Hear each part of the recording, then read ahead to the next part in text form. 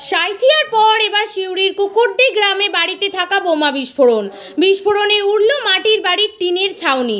যদিও এই ঘটনায় আহত হয়নি কেউ। স্থানীয় সূত্রে জানা যায় গতকাল রাতে এই বিস্ফোরণের ঘটনা ঘটেছে মুর্তজা নামে এক ব্যক্তির বাড়িতে। যদিও বাড়িতে গতকাল রাতে কেউই ছিলেন না, সে কারণে আহত হয়নি কেউ। ঘটনাস্থলে এসে উপস্থিত হয়েছে সিউড়ি থানার পুলিশ।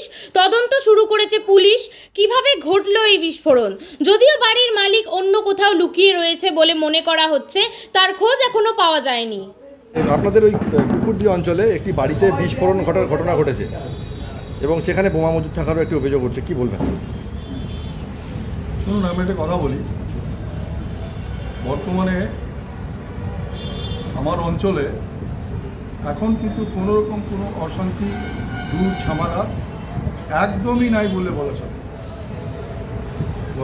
গত রাত্রে যে ঘটনা, এই ঘটনাটা আমার তো আর চোখের সামনে হয়নি, আমি শুনেছি। হঠাৎ আমি শুনলাম এরকম ব্যাপার, একজনের বাড়িতে বোম্বিং হয়েছে।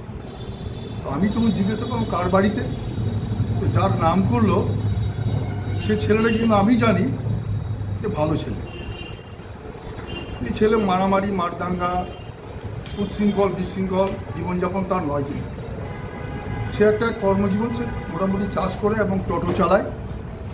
এইবার তার বাড়িতে বোমগুলোকে রেখে গিয়েছে না সে রেখেছে এটা তো আর কেউ জানছে না। তবে কিন্তু আমার মনে হয় এই ছেলে কিন্তু ওই বোম নিয়ে খেলা করা বা বোম নিয়ে তার কারবার, এরকম জিনিসটা কিন্তু আমার জানা নয় বা আমি জানি না।